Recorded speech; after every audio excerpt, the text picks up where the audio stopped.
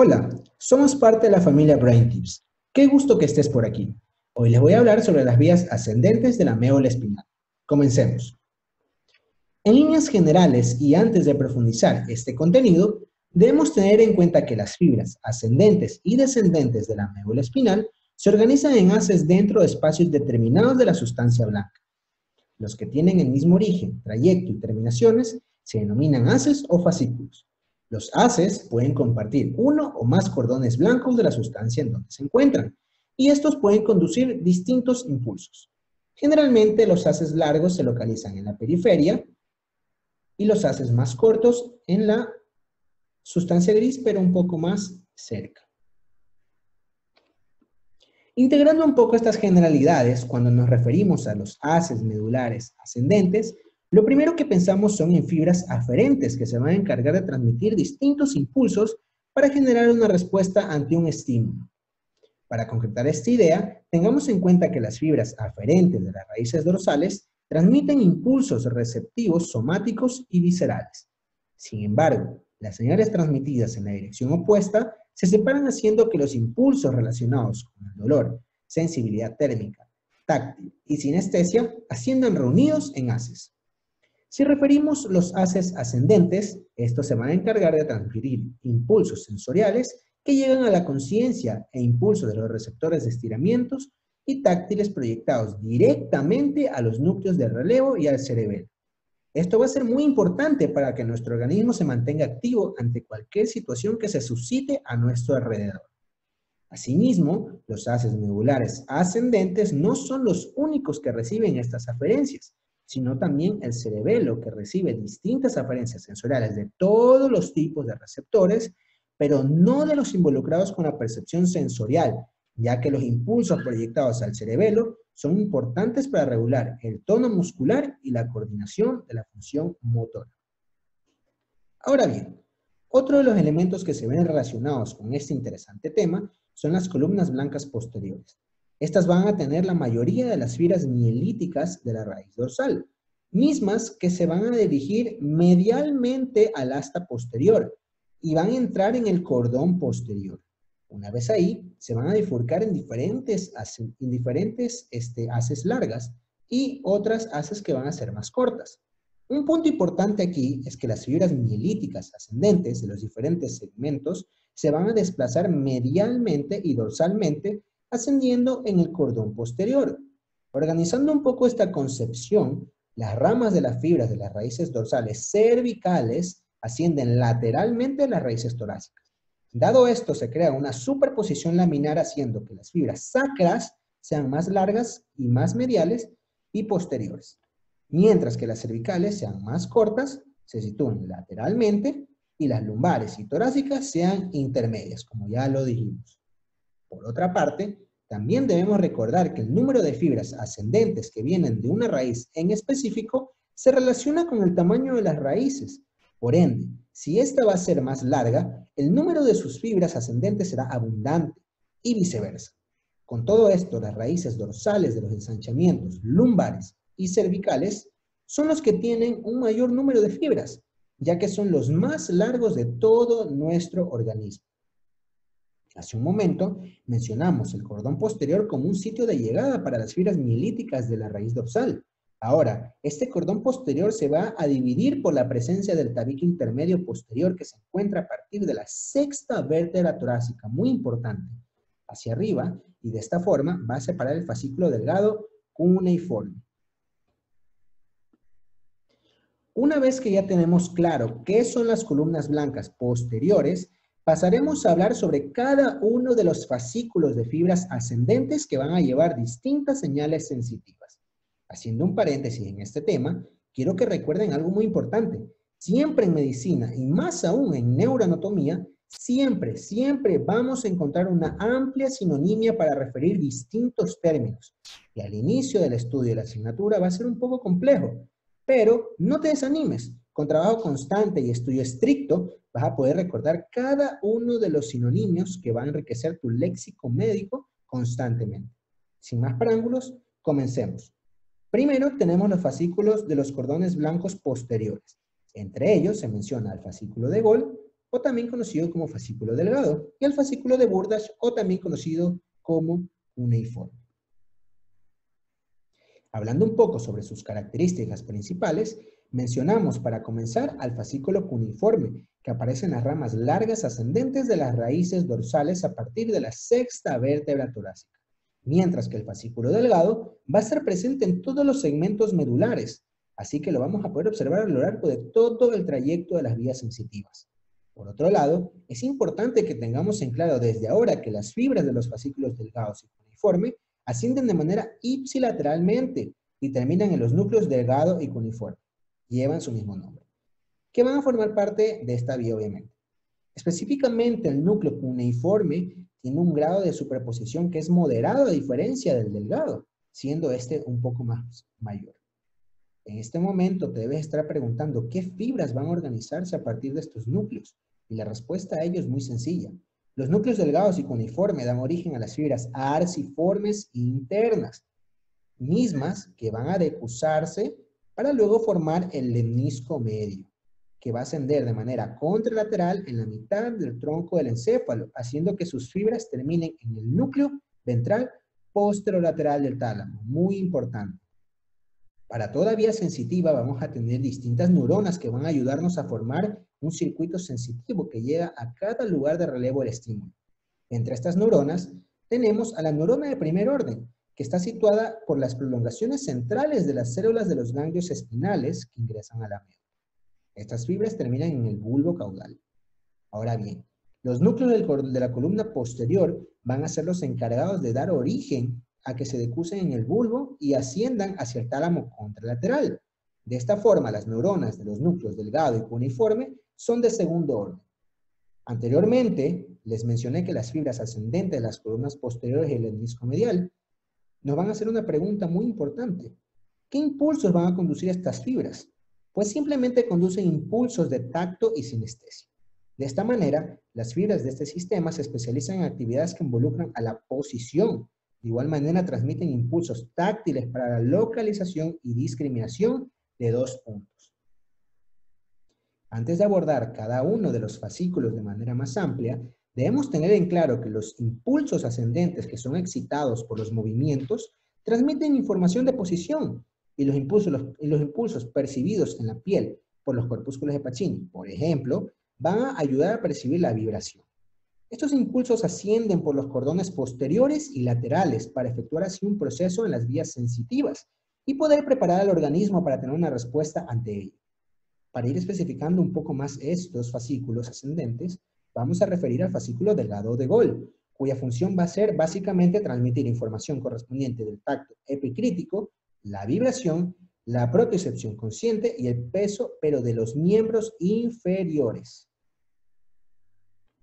Bueno, durante el estudio de la neuroanatomía siempre va a ser importante tener claro los distintos trayectos que van a suscitar estas fibras, ya que con esto es muy útil para detectar distintas patologías durante nuestra praxis profesional, debido a que podremos generar un diagnóstico discriminativo más eficaz que nos ayudará a darle una mayor atención al paciente y poder así darle más horas de vida al mismo. Antes que nada, debemos tener en claro que todas o casi todas las vías sensitivas van a tener 3 neuronas de relevo, que nos van a servir como puntos de referencia para guiarnos en nuestro trayecto. Entonces, respecto al fascículo delgado, tenemos que su primera neurona va a ser en el ganglio de la raíz dorsal, que va a dirigir su estímulo a su segunda neurona, que va a ser en el núcleo delgado, que lleva su mismo nombre, para finalmente llegar a su tercera neurona en el núcleo ventral posterolateral del tálamo. Muy importante este nombre. En este fascículo de fibras ascendentes es muy importante saber que si se lesionan las columnas posteriores o se disminuye o pierde totalmente el tacto epicrítico y sinestesia, esto se va a ver más en las extremidades distales. En el tabes dorsal se pierde el equilibrio, la posición de los pies y, más importante, la marcha. Refiriendo un poco ahora al fascículo de Burdach o cuneiforme, vamos a tener una función muy parecida a la ya mencionada en el fascículo de Gol, ¿ya? Pero a diferencia de este, va a radicar que su información va a ser en el tacto epicrítico, vibración, propiocepción consciente, peso, pero de los miembros superiores. Fácil, ¿verdad? El fascículo de Gol para los miembros inferiores y el fascículo de Burda es para los miembros superiores. Entonces, teniendo ya clara cuál es su función y consolidando este conocimiento, vamos a referir respecto al fascículo de Gold, que su primera neurona se va a encontrar, como todas, ya lo sabemos, en el ganglio de la raíz dorsal. Esta se va a dirigir hacia su segunda neurona, que será en el núcleo cuneiforme, que lleva su mismo nombre de igual manera, hasta llegar a su tercera neurona, que va a ser en el núcleo ventral posterolateral del tálamo. Dejando esto a un lado, estos dos fascículos, ahora hablaremos sobre el haz espinotalámico anterior, que va a tener su función en transmitir información correspondiente al tacto protopático y la presión táctil. En líneas generales, los haces espinotalámicos se originan en las neuronas de la médula. Estas fibras que componen los haces espinotalámicos van a crearse contralateralmente en la médula, específicamente en las células de las láminas 1, 4 y 5.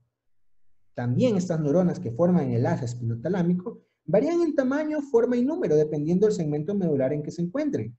Y si referimos su manera de proyectarse, se van a cruzar por la comisura blanca anterior, mientras que ascienden contralateralmente en los cordones blancos anterior y anterolateral, disponiéndose de manera que las provenientes de los segmentos sacros y lumbares sean más laterales. Importante recordar eso. Y en los segmentos torácicos y cervicales van a ser más mediales. Cuando hablamos sobre niveles en todo este tracto sensitivo y referimos sus relaciones, vamos a destacar que este haz espinotalámico anterior va a ser más corto a nivel vulvar, porque algunas fibras se proyectan a los núcleos de la formación reticular de igual manera, se van a relacionar con el lemnisco medial y a nivel de la protuberancia y el mesencéfalo más específicamente. Más concretamente, haciendo énfasis en el mesencéfalo, este haz se compone de dos fibras. Las fibras del componente lateral, más grandes, obviamente, van a terminar en el núcleo talámico ventral posterolateral. Muy importante eso. Y las fibras del componente medial del haz, que se proyectan a la sustancia gris periacueductal y bilateralmente también a los núcleos talámicos intralaminares. Particularmente, estas fibras son las encargadas del tacto burdo. Continuando un poco con estas generalidades sobre el haz espinotalámico anterior, para crear una ubicación un poco más amplia con respecto a su recorrido, vamos a estudiar su trayecto de la siguiente forma. El primer punto de relevo y donde se va a consolidar el estímulo va a ser su primera neurona, como ya sabemos, que es en el ganglio de la raíz dorsal. Seguidamente, se va a dirigir a su segunda neurona, justamente en las neuronas de la sustancia gelatinosa que se encuentra en la punta del asta dorsal. Aquí va a cruzar la línea media y se va a dirigir a su tercera neurona, que se va a encontrar en el núcleo ventral posterolateral del tálamo. Su final. Fácil hasta ahora, ¿verdad? Pues bien, ahora vamos a tener un haz espinotalámico anterior. También tendremos un haz espinotalámico lateral, mismo que se va a encargar de manejar una función que radica en la transmisión de información correspondiente al dolor y la temperatura. Muy importante con el haz espinotalámico lateral. Como una generalidad indispensable para el estudio de este haz espinotalámico lateral, debemos tener muy en claro para qué sirve y cuáles van a ser los impulsos que van a transmitir. Pues bien, en este es encargado de transmitir impulsos relacionados al dolor y a la sensibilidad térmica, como ya lo mencioné hace unos minutos, en el que las fibras están más concentradas y contienen un mayor número de fibras largas, proyectándose, como ya sabemos, hacia el tálamo. Sus células, que se van a encontrar específicamente en las láminas 1, 4 y 5, se van a encargar del origen de la mayor cantidad de axones y se van a decusar en la comisura anterior, para después ascender en el cordón lateral contralateral con el haz espinotalámico lateral. Esto va a permitir que las fibras de este haz se crucen al lado opuesto. En cuanto a la ubicación de las fibras relacionadas con la sensibilidad térmica, son posteriores a las relacionadas con el dolor. Estas, en el tronco encefálico, envían ramas a la formación reticular y principalmente a la porción caudal del núcleo ventral posterolateral del tálamo. Continuando un poco con estas generalidades sobre el haz espinotalámico lateral, para tener una ubicación un poco más amplia con respecto a su recorrido, vamos a estudiar su trayecto de la siguiente forma. Su primera neurona, como ya sabemos, está en el ganglio de la raíz dorsal, ¿sí?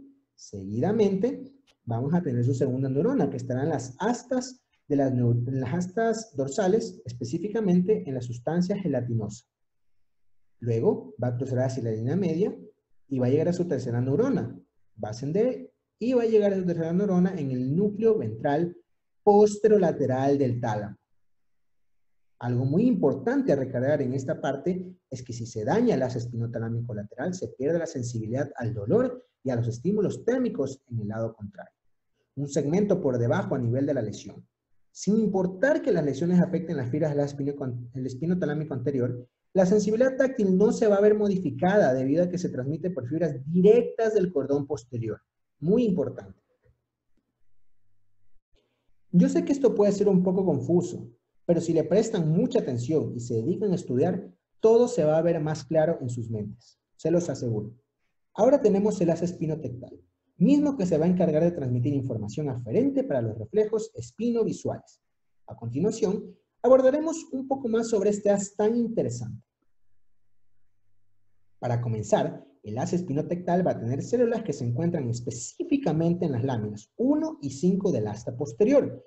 Sus fibras van a ascender por la parte anterolateral de la médula espinal, en asociación con el sistema espinotalámico. Pero en los niveles mesencefálicos se proyectan a las capas intermedias y profundas del tubérculo cuadrigémino superior y a las regiones laterales de la sustancia gris periacueductal. Este haz espinotectal puede formar parte de una vía multisináptica de transmisión de impulsos nociceptivos, además de las proyecciones de la capa superficial, y se van a relacionar obviamente con el sistema visual, muy importante.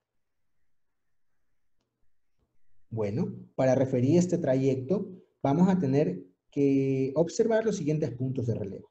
Su primera neurona estará en el ganglio de la raíz dorsal, mientras que su segunda neurona será en las neuronas de origen desconocido del asta dorsal, como ya lo dijimos.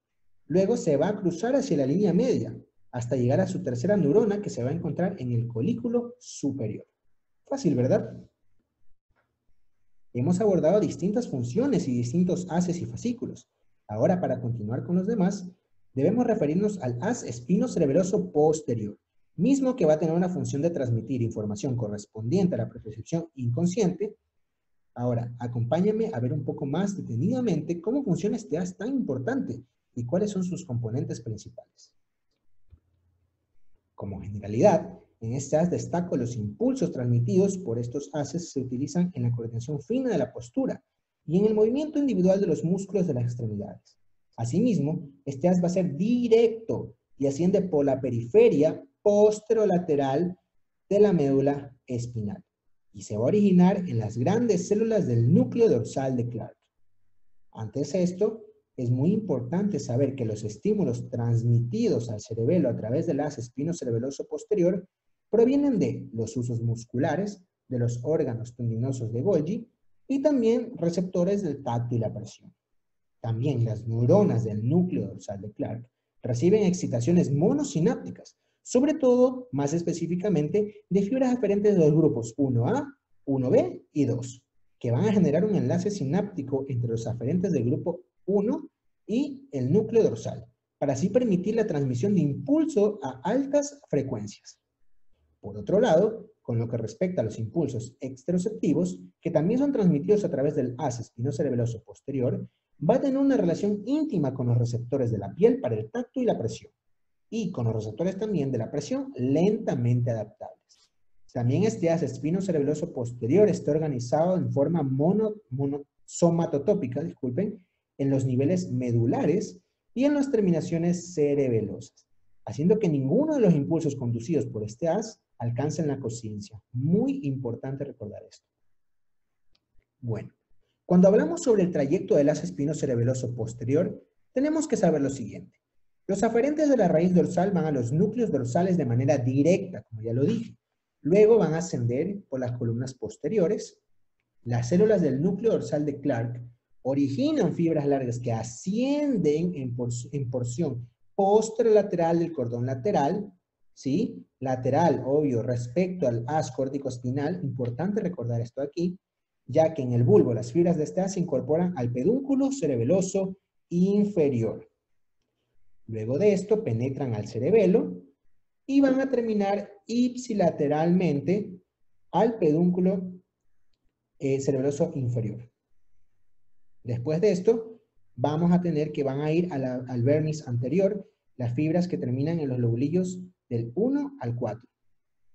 Posteriormente, estas mismas fibras, sobre todo en las partes de la pirámide y el lobulillo paramediano, van a acabar aquí su recorrido. Algo importante a destacar es que algunas fibras radiculares dorsales de los demás segmentos caudales ascienden primero en las columnas posteriores hacia los segmentos lumbares superiores, ya que en el núcleo dorsal no se halla presente en dirección caudal en el E3. Como ya estudiamos el haz espinocerebeloso posterior, ahora debemos estudiar el haz espinocerebeloso anterior. Este va a tener una función que radica en transmitir la información correspondiente a la propiocepción inconsciente, al igual que el otro haz. En este haz podemos destacar que sus fibras transmiten impulsos relacionados con el movimiento coordinado y la postura, sobre todo del miembro inferior. En cuanto a su proyección, tenemos que va a ascender por la periferia lateral de la médula espinal en situación anterior con respecto al espinocerebeloso posterior, recordar esto de aquí. Y sus fibras se originarán específicamente en las células de la lámina 5, 6 y 7. Por otro lado, esta vía hacia el cerebelo está compuesta por dos neuronas que le van a permitir establecer cierta particularidad. Estas dos neuronas son la primera, que está en los ganglios espinales, y la segunda, que está en los grupos celulares dispersos en la base de las astas anteriores y posteriores de los segmentos medulares, lumbares, sacros y coxígeos.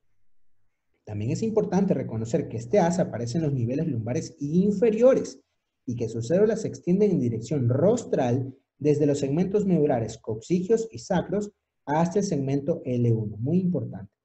Por esto, luego sus fibras son más numerosas que las del espinocerebroso posterior. Ahora tiene todo sentido, ¿verdad? Bajo una mirada un poco más funcional, las células que dan origen a este haz reciben excitación monosináptica de aferentes del grupo 1B, de los órganos tendinosos de Golgi, y sobre todo de articulaciones de miembros inferiores. Para referir su trayecto, vamos a organizarlo de la siguiente manera. Las fibras de la segunda neurona se decusan en la médula espinal, ¿sí? Ascienden en situación periférica con respecto a las fibras del haz espinotalámico lateral y a nivel de la protuberancia, el haz recorre la superficie dorsal del pedúnculo cerebeloso superior para luego ingresar en el cerebelo. La mayor parte de las fibras de este haz terminan contralateralmente en el vermis cerebeloso anterior de los lobulillos del 1 al 4. Bajo otra perspectiva y desde un punto de vista clínico, es virtualmente imposible determinar los efectos de la lesión de los haces espinocerebelosos, porque suelen estar implicados otros haces medulares. Por estas lesiones no ocasionan una pérdida de sensibilidad táctil ni sinestesia, dado que los impulsos proyectados al cerebelo no ascienden a la esfera consciente, como ya lo nombramos anteriormente. ¿Cómo se sienten? ¿Ya están cansados? ¡Ánimos! Falta poco para terminar. Seguimos. Luego de esto, con los haces, vamos a retomar el estudio de los fascículos. Entre estos también está el fascículo cúneo cerebeloso. Este se va a encargar de transmitir información propioceptiva a lo largo de los axones de conducción rápida hacia áreas de la corteza que se encuentran en la línea media del cerebelo. Bajo una mirada general, el fascículo cúneo cerebeloso va a tener fibras radiculares dorsales directas que ascienden por el fascículo cuneiforme y transmiten impulsos de los aferentes musculares y el órgano tendinoso de Golgi. Estas fibras terminan en forma somatotópica en células del tejido cuneiforme accesorio y siguen el mismo trayecto porque el núcleo dorsal de Clark no está presente por encima de C8. Por otro lado, las células del núcleo cuneiforme accesorio dan origen a las fibras cúneo-cerebelosas, que ingresan al cerebelo por el pedúnculo cerebeloso inferior, como ya lo sabemos, y van a terminar ipsilateralmente en el lobulillo de la corteza cerebelosa, más específicamente en el quinto. Sé que este tema es un poco extenso, pero ánimo, ya casi terminamos. Ahora vamos a valorar las vías espinolivares, mismas que van a tener la función de transmitir información en dirección al cerebelo desde los órganos cutáneos y propioceptivos. Bajo una mirada global, las vías espino-olivares son un circuito en el cual los impulsos se transmiten al cerebelo a través de las partes del olivo inferior. Aquí vamos a encontrar dos haces bien definidos. Esos de aquí son el haz espino-olivar posterior, en el que sus fibras ascienden por las columnas blancas posteriores y hacen sinapsis en las células de los núcleos cuneiforme y delgado, que van a transmitir impulsos a los núcleos olivares accesorios.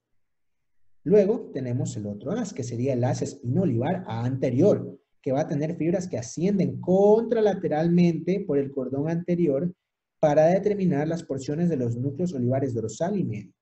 Las fibras que contribuyen a los haces espino-olivares se originan en todos los niveles de la médula espinal y responden a la estimulación de receptores cutáneos. Refiriendo ahora a su trayecto, tenemos que este va a estar especificado de la siguiente manera. Su primera neurona va a estar ubicada en el ganglio de la raíz dorsal, al igual que la demás, como ya nosotros lo sabemos. Luego se va a dirigir a su segunda neurona, que va a estar ubicada en las neuronas de origen desconocido del asta dorsal, para cruzar la línea media y llegar hasta su tercera neurona, que es en el núcleo olivar inferior. ¡Ey! Pero aquí no acaba todo, ya que esta vía va a volver a cruzar la línea media para entrar al cerebelo por medio del pedúnculo cerebeloso inferior. Listo, hemos llegado casi a la parte final y ya estás casi listo con este tema, yo lo sé. Por último, vamos a tener el haz espino reticular, mismo que se va a encargar de desempeñar un papel significativo en el mantenimiento del estado de la conciencia y las actividades motoras y sensitivas. Ahora sí, acompáñame a ver sus generalidades. Este haz desde un punto de vista funcional desempeña un papel en el mantenimiento del estado de la conciencia, modificando así sus actividades motoras y sensitivas, y la modulación de las actividades electrocorticales, como ya lo mencioné anteriormente. Este se va a originar en las células del asta posterior, que ascienden en la parte anterolateral de la médula espinal, para distribuirse de forma reticular del tronco del encéfalo.